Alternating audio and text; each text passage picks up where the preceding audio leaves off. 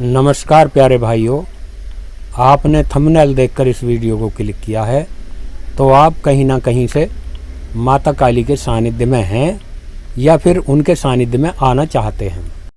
और यदि आपने शौक में इस वीडियो को क्लिक किया है तो आपके मतलब कि ये वीडियो है ही नहीं, अभी छोड़ दीजिए। यदि आपके मन में काली माता की सिद्धि प्राप्त करने की जिज्ञासा पैदा हुई है या आपने सिद्धि करना प्रारंभ कर दिया है तो ये जानकारी आपके लिए है। जो मेरी काली माता के भक्त भक्ति में परिपक्व हो गए हैं, संपूर्ण हो गए हैं, उनके लिए दिल से धन्यवाद। वैसे कोई विद्या कभी संपूर्ण होती नहीं है, जीवन ही संपूर्ण होता है। वीडियो पूरा देखने की रिक्वेस्ट करूंगा। साथ ही चैनल को सब्सक्राइब कर लीजिए और वीडियो को लाइक कर दीजिए, शेयर कर दीजिए।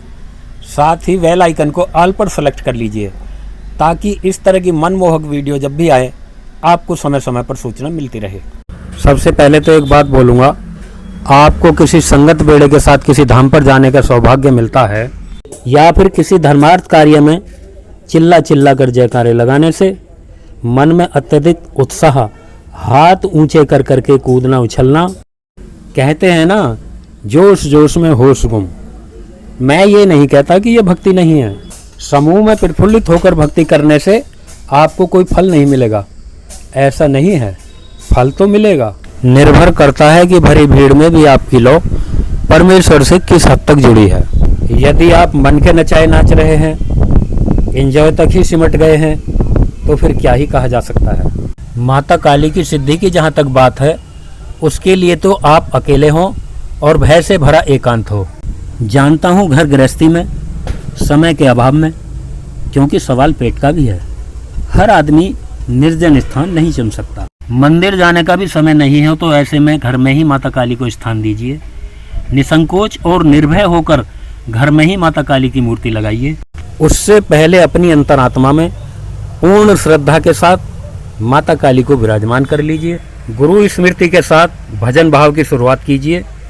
गुरु नहीं है तो माता काली को ही गुरु माता का दर्जा देना शुरू कर दीजिए। सर्वप्रथम तो आप एक संकल्प लीजिए कि जब तक मैं जीऊँगा आपके श्री चरणों में समर्पित होकर जीऊँगा।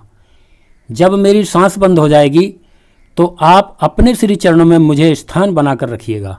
एक डॉक्टर जान बचाने के लिए छुरी चलाता है, एक कसाई जान लेने के लिए छुरी चलाता है। कितना बड़ा अंतर है दोनों की भावनाओं में। भावनाओं का ही सारा खेल है। संपूर्ण समर्पण भाव नहीं तो सिद्धि नहीं। भाव भी कैसा हो, आपने मेवा मिष्ठान का भोग लगाकर माता काली को ये भाव बना लिया है कि मैंने अपनी शुभ कमाई से माता रानी आपको ये भोग दिया है, आप बदले में मेरा ये काम कर दीजिए, तो निश्चित मानिए कि आपने अपने पतन की राह खुद खोज निकाली है। जो सारे जग की पालना करती है, एक एक कौर उन्हीं की दया मेहर से हमारे मुंह में जाता है, उन्हें भला हम क्या खिला सकते हैं। एक भाव ही तो है जो हम भोग प्रसाद के माध्यम से अपना भाव उनके श्री चरणों में जोड़ रहे हैं, अर्पित कर रहे हैं। सूर्य से रोशनी, फूलों से खुशबू जब फूटती है तो किसी से अछूती नहीं रहती। इसी तरह से साधना सिद्धि की महक भी लोगों तक पहुंच ही जाती है। उस समय आपको सावधान रहने की जरूरत है। लोग आपके पास आएंगे और अपनी तार्किक बुद्धि से ऐसे ऐसे सवाल आपके सामने खड़े करेंगे, अपने अनुभव और वेद शास्त्रों के प्रमाण का प्रहार आपके ऊपर ठोक कर करेंगे और आप ना तो उत्तर खोज पाओगे और उलझ कर रह जाओगे। क्योंकि सिद्धि और साधना अनुभव की होती हैं, वर्णन करने की नहीं।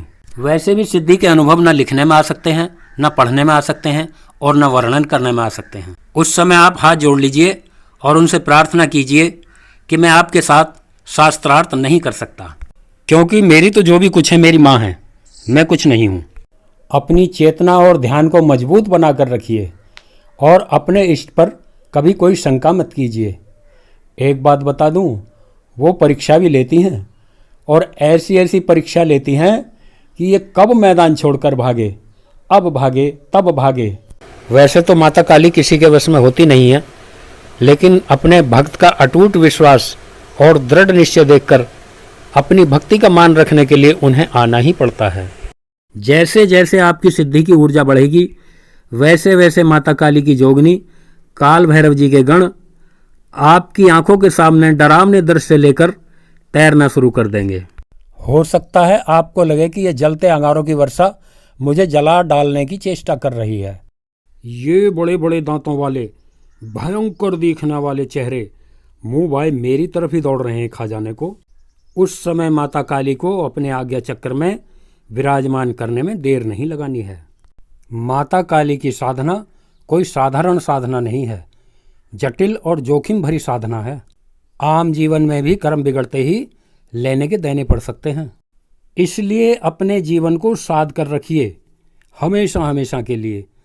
सात्विक विचार, सात्विक व्यवहार और सात्विक आहार। एक बात बोलूं, जीवन को साधने में अक्सर साधक बहुत बड़ी गलती कर देते हैं और उनकी नज़र में वो गलती आती भी नहीं है। लोग आपको मोहरा बनाते हैं, आपसे बोलेंगे कि आप कचहरी में, पंचायत में या फला आदमी के सामने ऐसे कह देना कि मेरे सामने ऐसा ही हुआ था।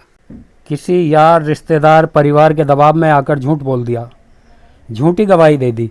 आपको लगा कि इसमें जा ही क्या रहा है, कितनी बड़ी कीमत चुकानी पड़ जाए कुछ कहा नहीं जा सकता। उसके बाद भी सिद्धि में हुई क्षति की पूर्ति हो या ना हो, अनजाने में हुई छोटी मोटी गलतियों की क्षतिपूर्ति या माफ़ी हो सकती है, लेकिन जानबूझकर की जाने वाली गलती कभी माफ़ नहीं होती है। लोग तो दरबार गद्दी लगाने वाले महान पुरुषों को भी भुनाने में कसर नहीं छोड़ते।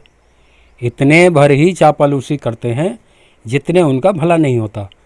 फिर कोई नहीं देखता कि इस सेवक ने हमारे लिए एड़ी चोटी का जोर भी लगाया है।